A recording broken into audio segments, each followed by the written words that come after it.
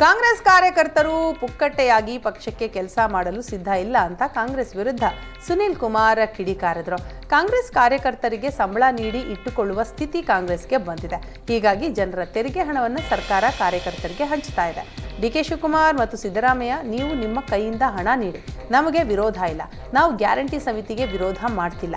ಕಾರ್ಯಕರ್ತರು ಬೇಕಿದ್ರೆ ಸಮಿತಿಯಲ್ಲಿ ಇರಲಿ, ಆದರೆ ಆ ಸಮಿತಿ ಶಾಸಕರ ನೇತೃತ್ವದಲ್ಲಿ ಇರಲಿ ಅಂತ ಸುನೀಲ್ ಕುಮಾರ್ ಕೆಂಡಕಾರಿದರು.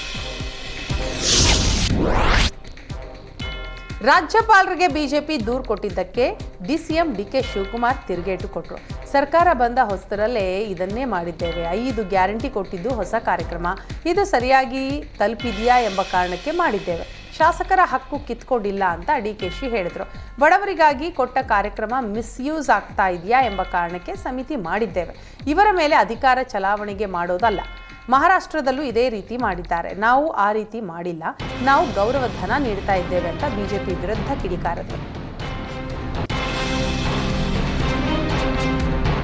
ನಮ್ಮ ಸರ್ಕಾರ ನೇಮಕ ಮಾಡುವ ಸಮಿತಿಗೆ ಬಿಜೆಪಿಯವರನ್ನ ನೇಮಕ ಮಾಡಬೇಕಾ ಅಂತ ಬಿಜೆಪಿ ಪ್ರತಿಭಟನೆಗೆ ಗ್ಯಾರಂಟಿ ಅನುಷ್ಠಾನ ಪ್ರಾಧಿಕಾರದ ಅಧ್ಯಕ್ಷ ಎಚ್.ಎಂ. ರೇವಣ್ಣ ಕಿಡಿಕಾರಿದ್ದಾರೆ. ಗ್ಯಾರಂಟಿ ಯೋಜನೆಗಳು ಅನುಷ್ಠಾನವಾಗದಂತೆ ತಡೆಯುವ ಉದ್ದೇಶದಿಂದ ಬಿಜೆಪಿ ವಿರೋಧ ಮಾಡ್ತಾ ಇದೆ. ಮೊಸರಲ್ಲಿ ಕಲ್ಲು ಎಂಬ ಮನಸ್ಥಿತಿಯಿಂದ ಅನಗತ್ಯ ವಿರೋಧ ಮಾಡ್ತಾ ಇದ್ದು, ಕಾಂಗ್ರೆಸ್ ಸರ್ಕಾರ ನೇಮಕ ಮಾಡುವ ಸಮಿತಿಯಲ್ಲಿ ಬಿಜೆಪಿಯವರನ್ನ ಸೇರಿಸ್ತಾರಾ ಅಂತ ಪ್ರಶ್ನಿಸಿದ್ದಾರೆ. ದೊಡ್ಡ ಮಟ್ಟದ ಮೊತ್ತ ಬಳಕೆ ಆಗ್ತಾ ಇರೋದ್ರಿಂದ ಅನುಷ್ಠಾನ ಸಮಿತಿ ಮಾಡಲಾಗಿದೆ. ಅನುಷ್ಠಾನ ಸಮಿತಿ ರಚನೆ ಮಾಡಿರೋದ್ರಿಂದ ಅನಗತ್ಯ ವೆಚ್ಚ ಮಾಡಿದಂತಲ್ಲ. ಅಧಿಕಾರಿಗಳ ಮೂಲಕ ಯೋಜನೆ ಅನುಷ್ಠಾನಕ್ಕೆ ಪ್ರಯತ್ನ ನಡೀತಾ ಇದೆ ಅಂತ ಎಚ್.ಎಂ. ರೇವಣ್ಣ ಹೇಳಿದರು. ಬೆಳಗಾವಿಯ ಕಿಣೆ ಪಂಚಾಯಿತಿ ಪಿಡಿಒ ಮೇಲೆ ದರ್ಪ ತೋರಿದ್ದಂತಹ ಮರಾಠಿ ಪುಂಡನನ್ನ ಪೊಲೀಸರು ಅರೆಸ್ಟ್ ಮಾಡಿದ್ದಾರೆ. ಬೆಳಗಾವಿ ಗ್ರಾಮೀಣ ಪೊಲೀಸರಿಂದ ತಿಪ್ಪಣ್ಣ ಡೋಕ್ರೆಯನ್ನ ಬಂಧಿಸಲಾಗಿದ್ದು, ಪಿಡಿಒ ನಾಗೇಂದ್ರ ಪತ್ತಾರ್ ಮೇಲೆ ಅವಾಚ್ಯ ಶಬ್ದದಿಂದ ಆತ ನಿಂದನೆ ಮಾಡಿದ್ದ, ಮರಾಠಿ ಮಾತನಾಡುವಂತೆ ಆವಾಜ್ ಹಾಕಿದ್ದನ್ನ ಪೊಲೀಸರು ಆತನನ್ನ ಈಗ ಜೈಲಿಗಟ್ಟಿದ್ದಾರೆ.